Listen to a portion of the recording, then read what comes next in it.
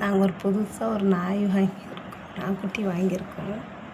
பாருங்கள் அது எப்படி தூங்குது பாருங்கள். இது ஒரு நாய்க்குட்டி, இது ஒரு நாய்க்குட்டி, அது ஒரு நாய்க்குட்டி. ஏ என்ன எந்தி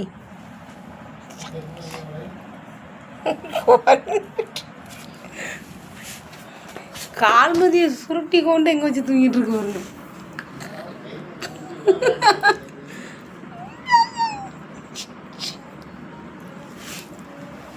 பிள்ளை விளையன்னு இருக்கு.